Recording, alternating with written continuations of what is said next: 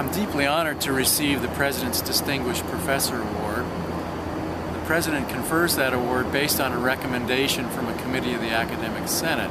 So that means I receive the review and evaluation of my peers, and that means a great deal to me.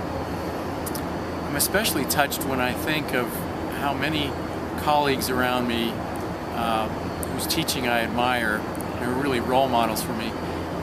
They think very deeply about how to convey complex intellectual and technical problems to a student group that's often not very well prepared for college when they first arrive here.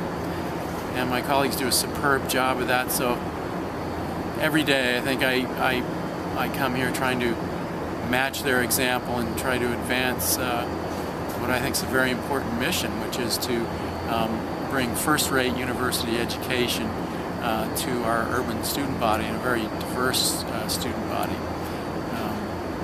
Without sounding melodramatic or being melodramatic, honestly, I think we're really doing something that's crucial to the future of this nation. I've had a wonderful time not only teaching but doing research and research training.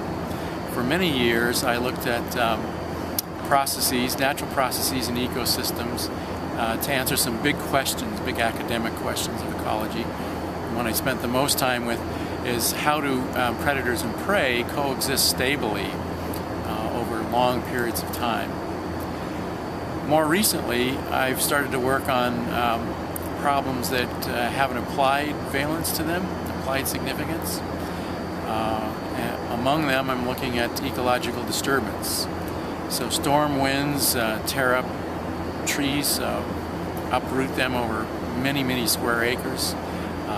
Storm waves batter coral reefs and break them, or rip up whole beds of marine invertebrates. These sorts of disturbance processes happen in almost every natural community. But with global climate change, the frequency and severity of these events are going to increase.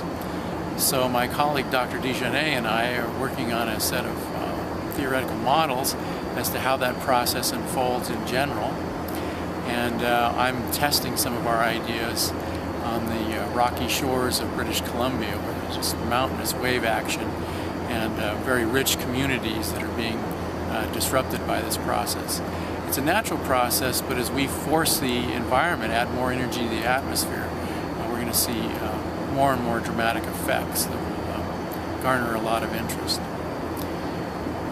So I'm just overwhelmed with this recognition, and feel like I'm a very lucky person to have had such a fulfilling career here that continues to expand and brings opportunities to my students that I think are quite rich and unusual.